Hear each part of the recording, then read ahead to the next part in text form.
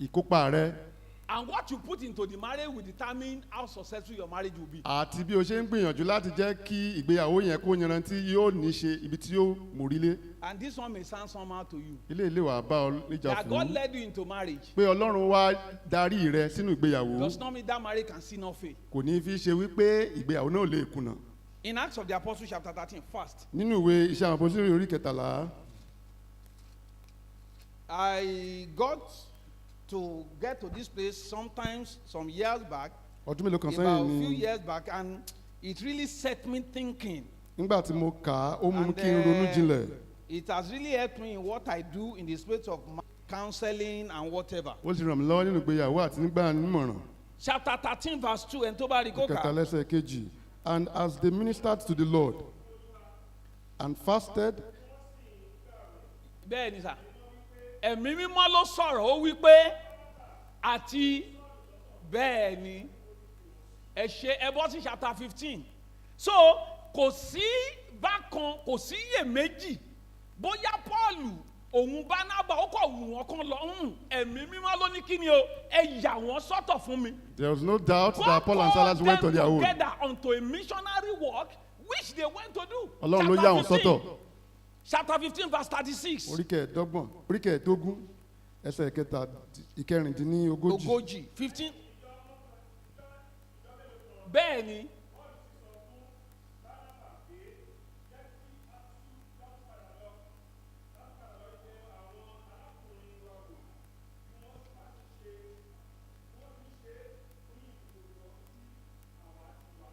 Ẹ tẹ̀síwájú.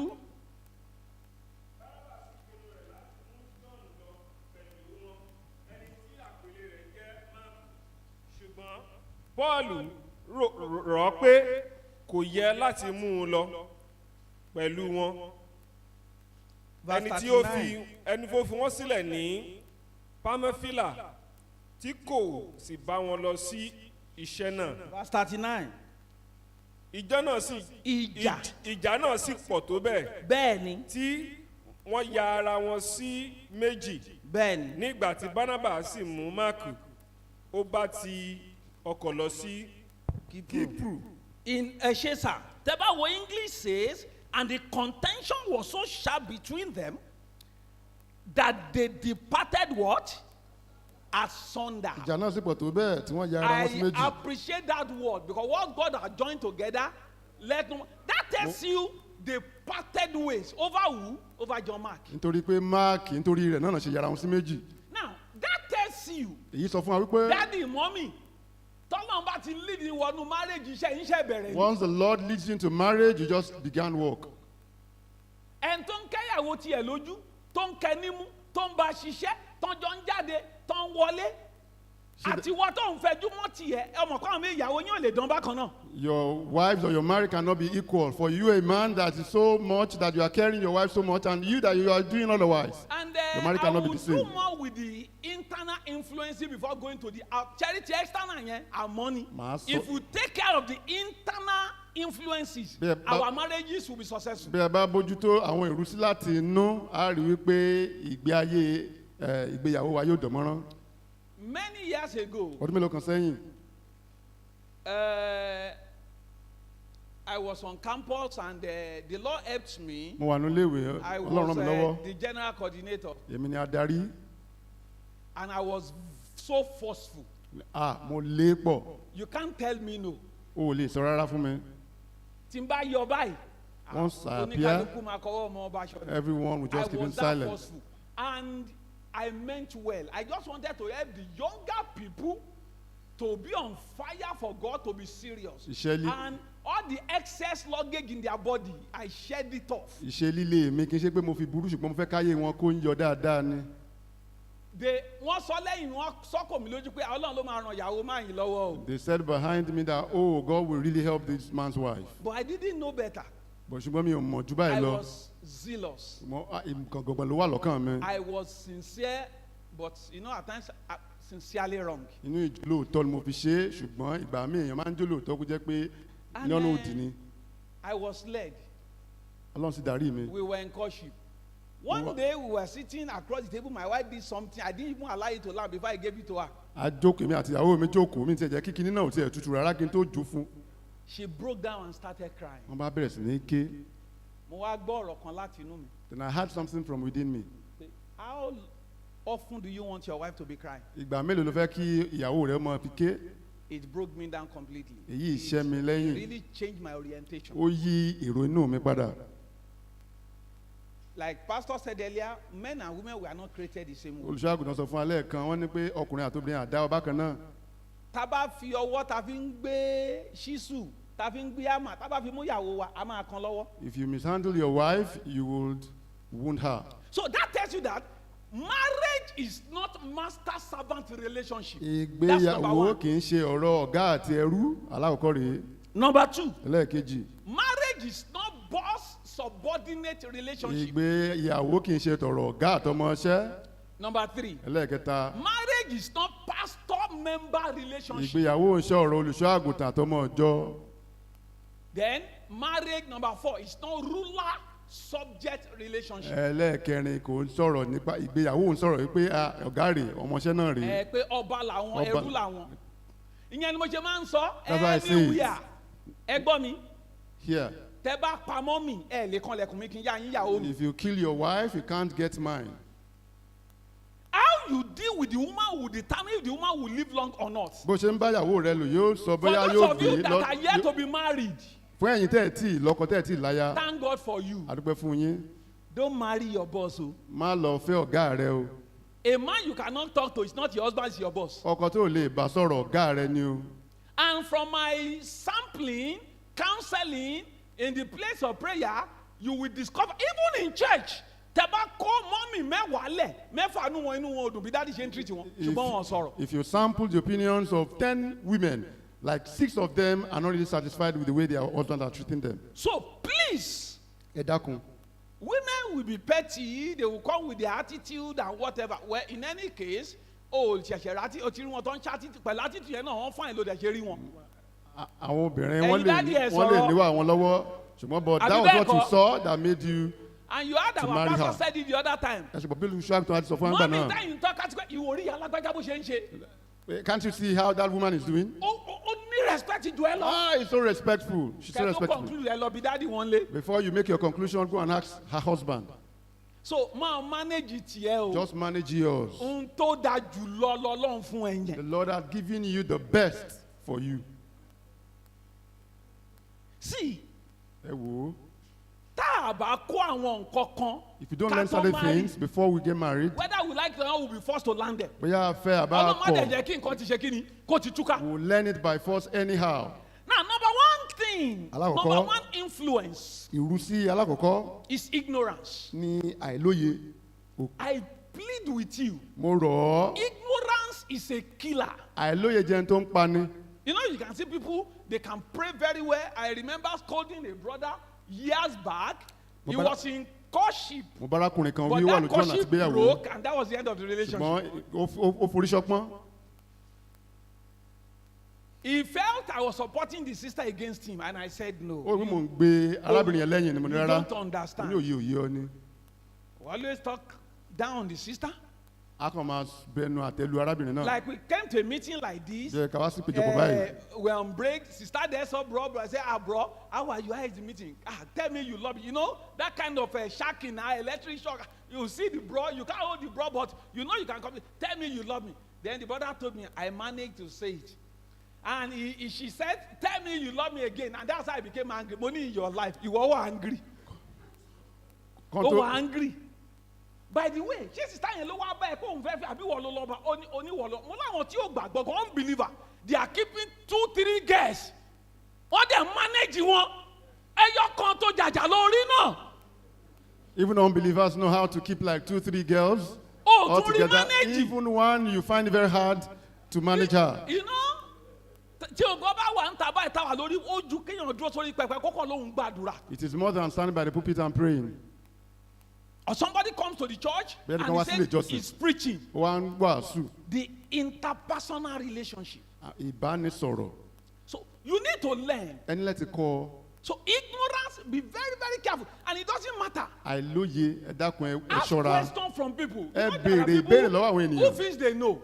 àwọn èèyàn kan tó mọ̀ pé àwọn mọ̀ They feel they know. tó rò pé àwọn mọ̀. Then some people want to go their own way, like prophet said when he started. Tẹ́ bá ti rí àwọn tán ti ń sá, wọ́n ti ń yọ bí ṣe. Once you begin to see those that are under you that begin to Dodge. run away from you to dodge you. Come for counseling. I told some of them, Monisi, Mo sọ fún àwọn kan ìwọ́wọ́ nù mi wọ́n. gan ti pọ̀ ju ipá mi ò ká wọn débi That- kéèyàn kan tún máa sá sẹ́yìn. The ones I under don't me even are have even too time. much. Mi ò tiẹ̀ láwòkó. Then I said, by the way, tí wàhálà bá ṣẹlẹ̀ nínú marriage ìwọ ló máa gbé. Once there's problem Kò in your dín marriage, you sẹ́gun didn't lọ́wọ́ want to ìyá bear jẹ́sẹ̀ it. mú á lọ lẹ́nu mi ń lé mi. I will Màá be sùn. fine. So it will be your headache. Ìwọ ni yóò If jẹ you wàhálà don't rẹ̀. manage your own very well. Bó o bá darí ilé rẹ If you are dáadáa, ignorant, bó o bá don't go lóye, into marriage. má lọ sínú ìgbéyàwó. If you are married, go and learn. Bó- Let be taught. Bó o bá ti What gbéyàwó to lọ, do? kọ́ ohun tó yẹ How kó to do ṣe, it? ọ̀nà tó yẹ kó gbà ṣe. So number one is what? Aláwọ̀kọ́ kí ni àìlóye. Ignorance. Number two Ẹlẹ́ẹ̀kejì is biases. ní bí ìmọ̀tara ẹni nìkan. Not really ìmọ̀tara ẹni nìkan bí ìrònú wa, bá a ṣe tọ́ wa, àbí ẹ̀kọ́ tá a kọ́ tó ti wá sọrú èèyàn tá a dà. That's what we call biases or sentiment. Everybody has it. Gbogbo èèyàn ló ní. However, Ṣùgbọ́n- some biases are anti-progress. Àwọn èrò kan nǹkan tá a ti kọ́ bá a ti ń dàgbà, ó jẹ́ ohun tó máa ń dín lọ́wọ́ láti dàgbà. As I was coming out now, lẹ́ǹkan mo rí pé our pastor was addressing the issue of your wife being used. Tó bá ti jẹ oúnjẹ olóúnjẹ tí wọn náà bá má rì, wọ́n á wá jẹun lé yín. Do you know there is a big challenge we have? Wàhálà kan wà tá a ní.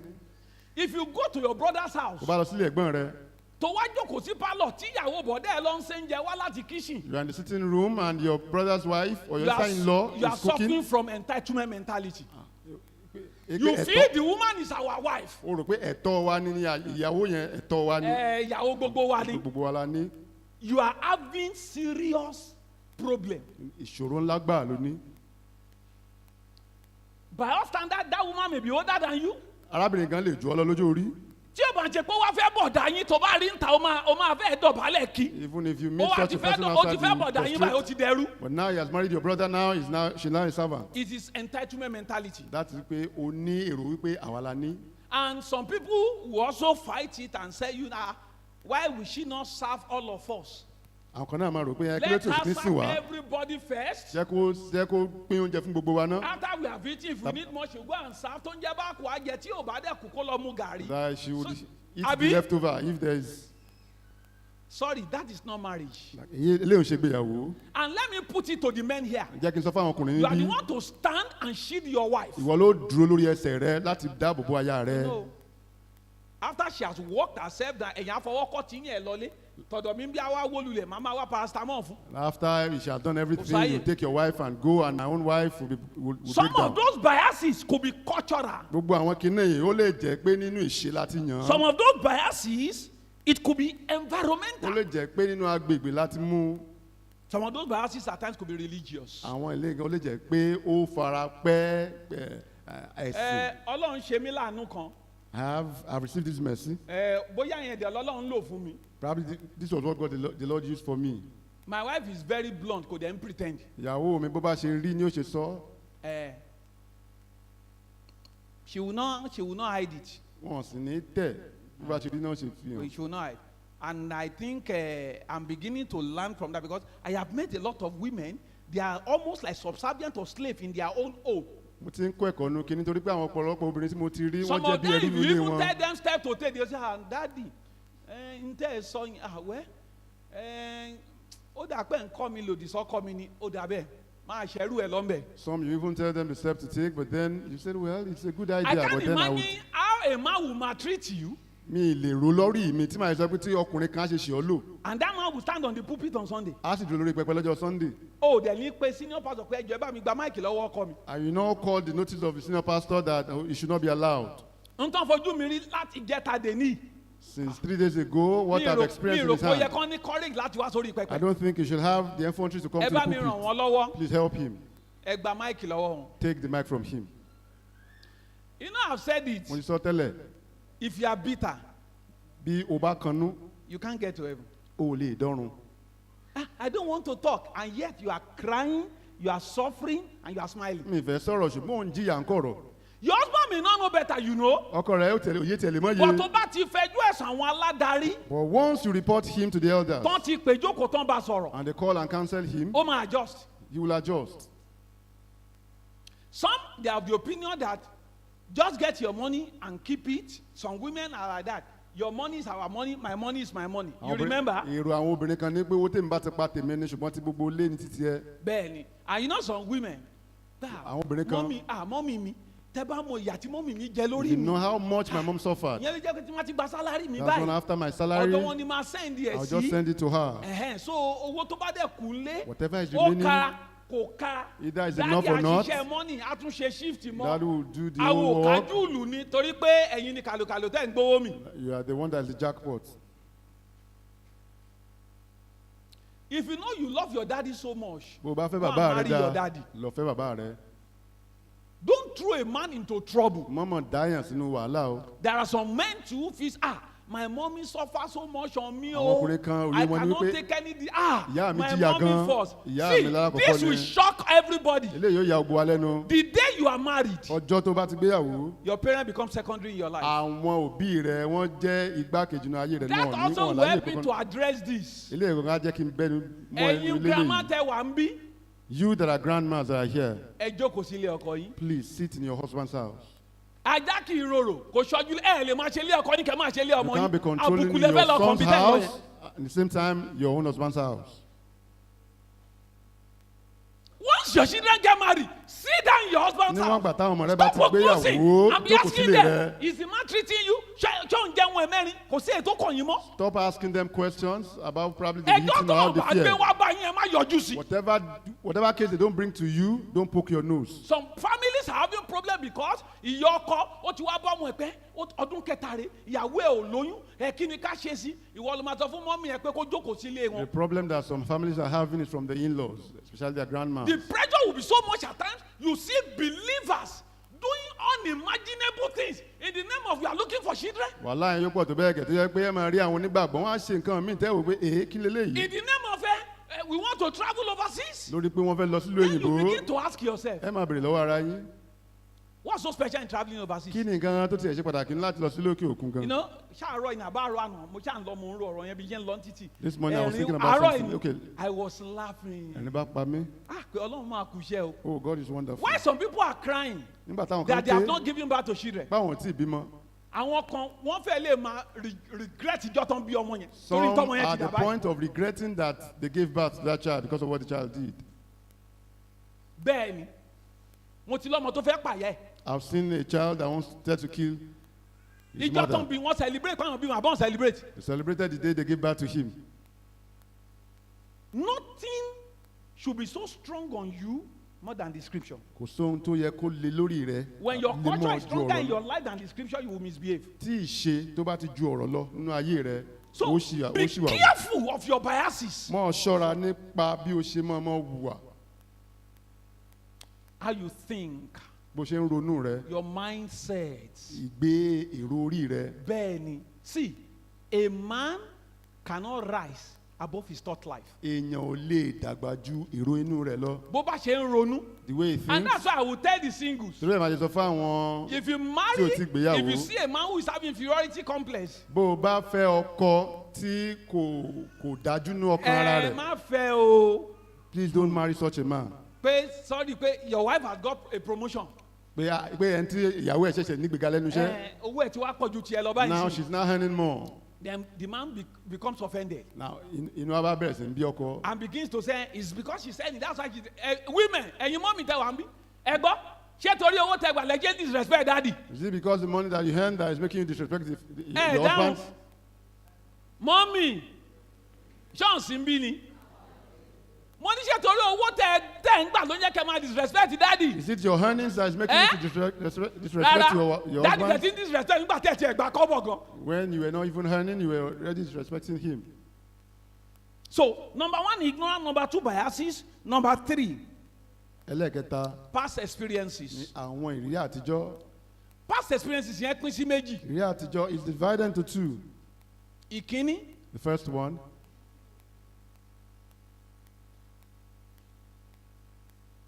the experiences you have been through àwọn ìrírí tó ti là can kọjá begin to play out in your present life. ó ṣeé ṣe kó máa jẹyọ nínú ìgbé ayé rẹ ti And sìn it could be traumatic. ó wá lè wá burú jáì.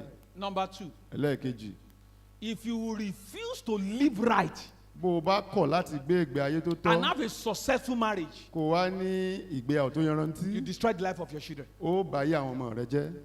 Some of us, we have a carryover of childhood traumatic experiences because the marriages of our parents was nothing to write home about. ọ̀pọ̀lọpọ̀ nítorí ìgbéyàwó àwọn òbí wa tó ṣe rí rádaràda bẹ́ẹ̀ náà la gbé wa fẹ́ gbé wọnú Apart ìgbéyàwó from tiwa making it to heaven, yàtọ̀ sí wípé a fẹ́ dọ́run you will have damaged your own children. ó ti wá bá yé àwọn ọmọ rẹ jẹ́ gbáà. You know what?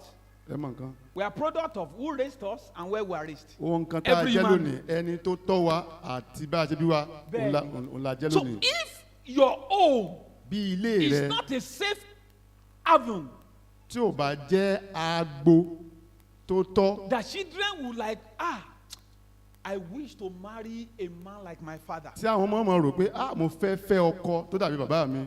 And the boys are saying, I wish to marry a woman like my táwọn mother. ọmọkùnrin máa sọ pé mo fẹ́ aya tó dàbí ìyá mo fẹ́. Indirectly, you might have damaged your children without you knowing. bákan ti lè bá yé àwọn ọmọ rẹ jẹ́ láì mọ̀. So look at your past experience, and that's why at times it's good to sit down and put everything on the floor.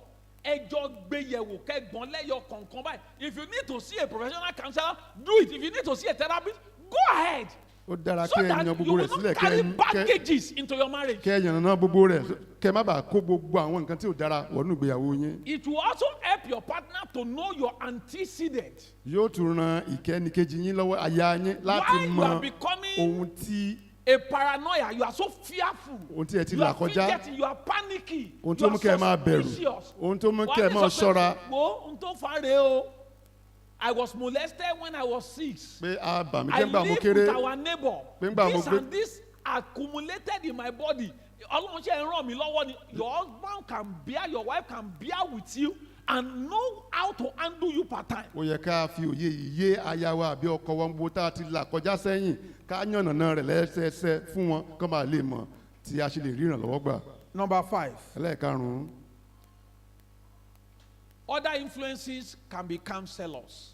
gbogbo àwọn ìrúsí ó lè jẹ́ àwọn tó gbà ní ìmọ̀ràn Yes, it could be parental. ó lè jẹ́ látọ̀dọ̀ Counseling. àwọn òbí It could be your friends. ó lè jẹ́ àwọn ọ̀rẹ́ rẹ It could be leaders ó lè jẹ́ àwọn adarí ló fà á in the church. nínú ìjọ It could be your colleagues. ó lè jẹ́ àwọn akẹgbẹ́ rẹ. Wo kò sí nǹkan tó dàbí kọ́nà ràn yàn lọ́wọ́ kó ń fúnra ẹ̀ gbọ́n kó gbọ́n ta. There's nothing that is as much as for you to be wise. You know, you listen to some people, you try to imagine the magnitude of their gullibility. Ibi tẹ bá ní lọ báyìí, wọ́n lọ ni. bẹ́ẹ̀ bá tẹ́tí sí àwọn ẹlòmíì báyìí ẹ wò tí ò pé inú wọn ìwà ọ̀dẹ̀ wọn tó ṣe ga tó. Bẹ́ẹ̀ni, somebody will just come, will just say, sister ẹ pẹ̀lẹ́, báwo ni, and all that, and they will just hand over a counsel to you. You will not ask your wife or your husband, then you keep acting it out, and you are living with a man under the same roof. ẹnìkan kan wà yóò kàn gba ẹlòmíì mọ̀ràn kíá ó sì bẹ̀rẹ̀ sí í wù kó tiẹ̀ ní sọ fún aya rẹ̀ àbí ọkọ rẹ̀ nílé kíá ó ti bẹ̀rẹ̀ sí ní ṣe. Ọkùnrin wàá jẹ́ kán jẹ́ máa yé. Amen, you just let them cheat you. Irọ́ ò ní jáwọ́ iye tó ń gbà ní o. You not tell them the truth about your salary. Wọ́n àwa ti dára lẹ̀ síbi kan. You'll have bought a plot somewhere. You know, a traumatic person sees life through the lenses of his own disorder. ẹni tí ó ti ní ìlàkọjá ibi kan rí inú ìrírí rẹ̀ láti máa fi gbà ọ́ níyànjú. Bóyá ọkọ tiẹ̀ ti sá lọ, so tó bá fẹ́ káńtà yẹn pé ọkùnrin ìgbà mìíràn wọ́n fi ń sá lọ. The husband might have Sorry, ran torí away from the pọ́kọ tí ń house. sá lọ, mí pé tèmi máa sá lọ. That your husband ran away doesn't mean my own husband run away. I say, women, àwọn obìnrin come, wá sit down. síbi jókòó. Mi sọ fún ẹ rí I sá. never told you before. Obìnrin. Women. Ní jẹ́ kó mọ̀ ní o. You not allow her know. Then at times you wonder, where are these human beings coming from? Gbàmí ẹ̀ mọ̀ rò pé bọ́lá àwọn èèyàn gan ti jẹyọ.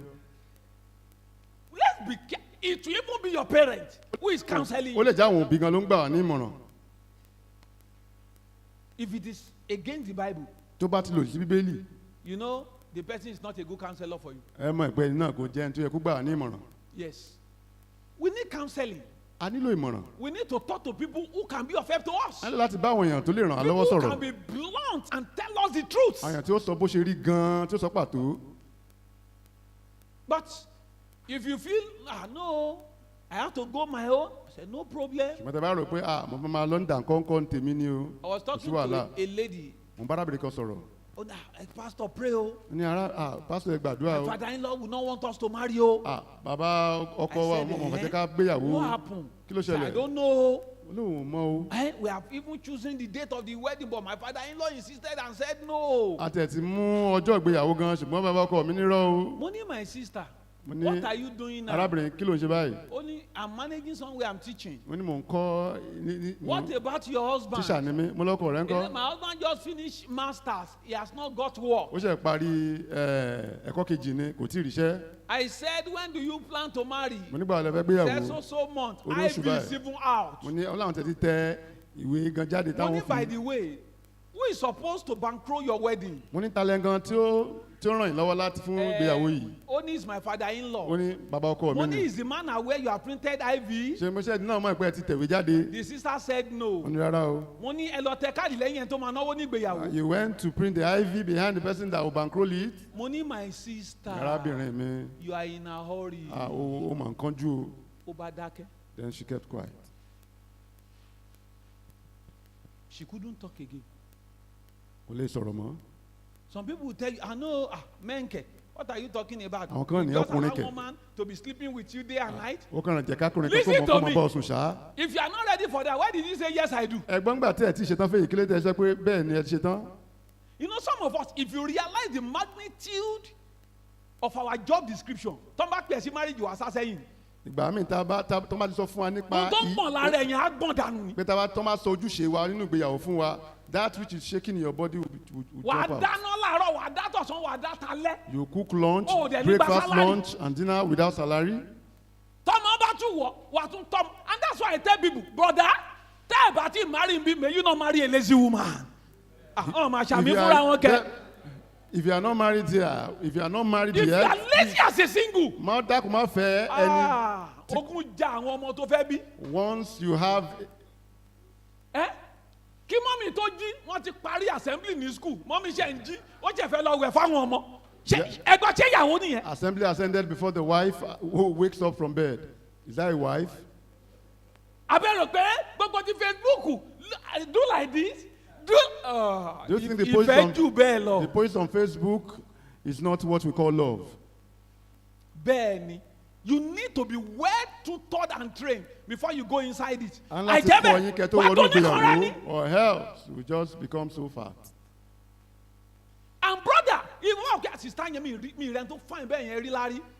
Arákùnrin, you are saying in your mind that I've Máa never seen bá bọ̀, someone as ṣùgbọ́n beautiful as Sister that. yẹn fine gan. Oh, that sister is Àwọn so ọ̀rọ̀ gidi beautiful. tó yẹ kẹ́ ẹ sọ, sister fine, ìyẹn ló máa jẹ́.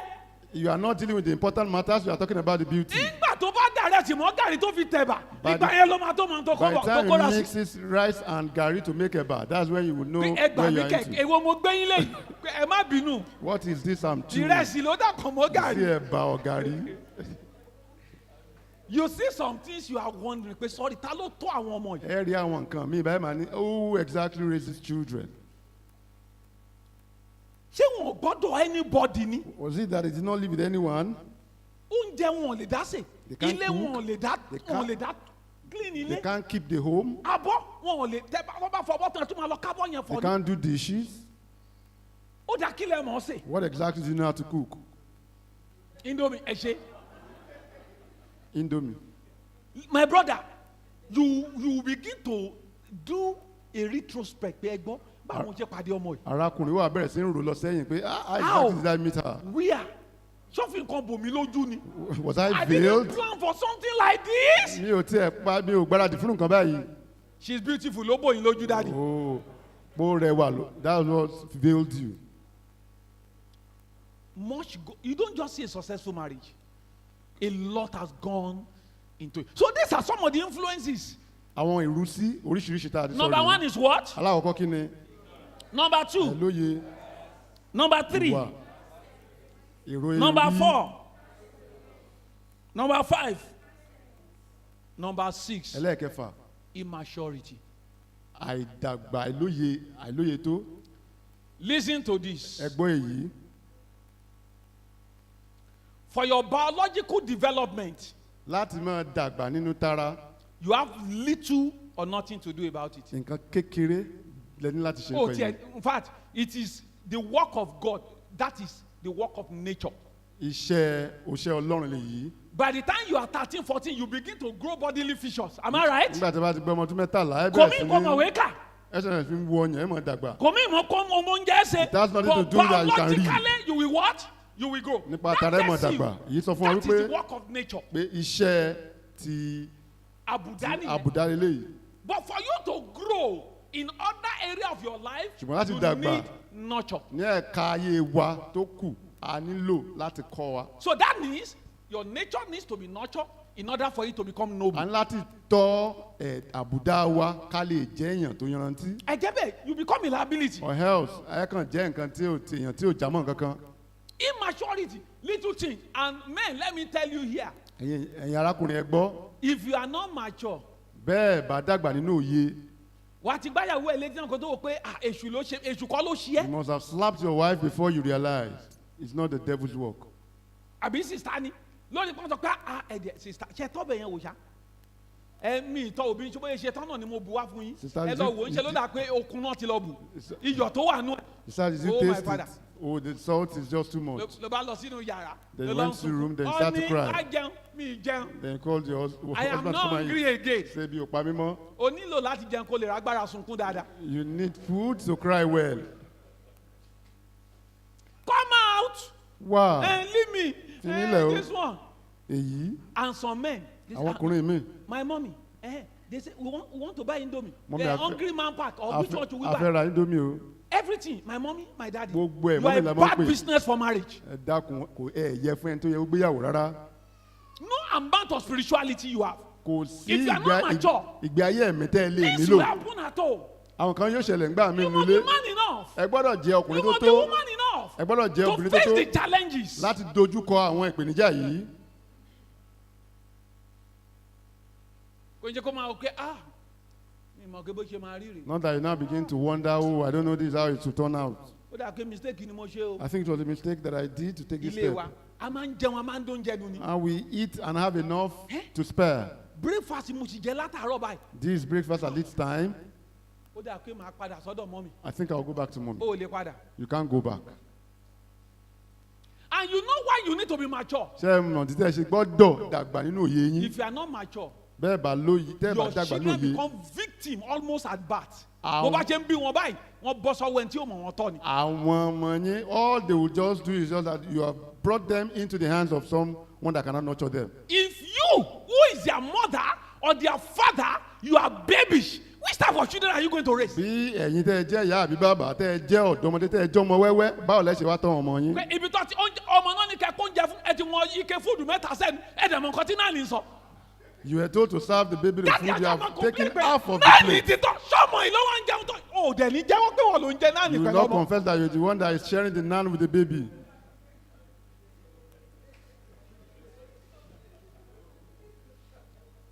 Ó ti dùn mọ́ ẹ èmi ó lè jẹ́ sweet ló like láti máa lá èmi ó lè jẹ́ chewing gum At kò times- tiẹ̀ ń ṣayé fóònù tá a wá yìí It's not even this lọ́mọ time. mi máa fi jábọ́ lórí bẹ́ẹ̀dì yẹ́ ti tẹ fóònù lọ. At times, some children will have fallen off the bed just because of the phones that they are handling.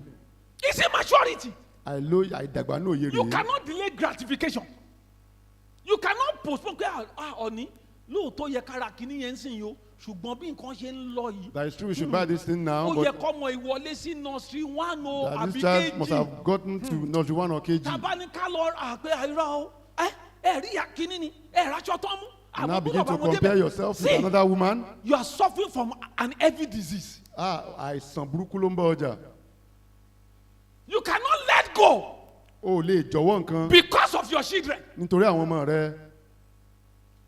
How do you explain it? Báwo ló ṣe lè ṣàlàyé Wọ́n wá yìí? lé àwọn wálé láti school. They're not- Ìyàwó kẹ̀ ń ṣe ó wà ń bẹ̀. They are not chasing them for tuition, Tó lọ sí and yet you are buying new Ìkòyí clothes. lẹ́ni wà á lọ sí Òkè Ọ̀ṣun lọ́la pàtí ṣá. You kept exchanging parties. You are not ready to sacrifice anything. O ti ṣetán láti jọ̀wọ́ nǹkan kan. And that's why look at the rate of divorce here and there. Torí bẹ́ẹ̀ ìkọ̀sílẹ̀ wa pọ̀. Some people say, imagine, how do you imagine in 1 year. lọ́dún kan. èèyàn kan tó ti marry èyí tó máa business sọ́dọ̀ ọkọ ilé máa jẹ oṣù méjì lọ oṣù mẹ́sàn-án mẹ́wàá tó kọ̀dọ̀ yẹ́ ló máa wà. will stay with her mom for about 10 months. Spend 2 months in his. sọ́dọ̀ náà. And the mother also wọ́n wá harbored ní her. kí ọkọ ṣe kí ni kó òǹbí tó wà yẹn kó wá kó tì wọ́n bí. And now said the husband should come and live with them in the same house. the Lord will help us. Ọlọ́run ràn as we lọ́wọ́. round up. Bàtí dánudúró. to overcome these things. Láti borí àwọn nǹkan wọ̀nyí. number 1 you need to seek knowledge. Alákọ̀ọ́kọ́ ẹ ní láti wá òye. I was telling a young man yesterday. Mo sọ fún arákùnrin kan lánàá. 3 days 2 days ago. I saw his message. Mo rí And àtẹ̀jíṣẹ́ I rẹ̀. said, Mo sì sọ pé I know the person on the line. mo mẹ́ni yẹn. I said, who is on the Mo ń line? talẹ̀ ní náà. He sent me his name Ó and dá- he said he has Ó questions. rán orúkọ rẹ̀ ó lóun ní ìbéèrè. And I said, can you please call me? Mo ní dákun pè mí. Then he called. Ó wá pè mí. Money, my brother, Mo ní arákùnrin mi. I know you are the one calling me. Mo mọ̀ pé ìwọ ni. I chose to ask you that question because this is not how to build relationship. When last did I hear from you? Mo kàn mọ̀ bí ọ́ ni nítorí pé So ìjọ tó bá ti ní question ló máa rántí mi. ìgbà ìbéèrè nìkan ló máa ń rántí mi. O ṣáàtì mi, o pè mí, You o didn't chat text me, mi. you didn't text Ìjọ me. tó bá tún ti ní issue ló máa rántí mi. Mo ní You so I only don't remember me when you have issues. do like that. Pé mi ò ń ṣe tèmi I say bẹ́ẹ̀. even if you pay for my counseling session, tó bá ṣán lọ bẹ́ẹ̀ yẹn tó bá padà dé owó mi ló máa tún Tó mọ̀. bá tiẹ̀ sanwó fún mi gan láti ṣe é, once you have gone, you pay another fee. And that's why I told them in church. Mo sọ ní fún wọn gone lè are the níjọ days mi. tí mo ń lé àwọn èèyàn kiri. I don't do it again. Ìgbà tí mo máa ń lé àwọn èèyàn kiri, when I used to chase men around has gone. Those It's who another pay time. money for me to counsel them, àwọn yẹn ń wá ẹ̀yin tẹ́ ẹ̀ ní sanwó màá tún máa lé yín kiri. Those that pay, I counsel them. You that cannot pay, will I still be chasing you? I say I don't have that luxury of Mi time. ò ṣerú nǹkan bẹ́ẹ̀ mọ́.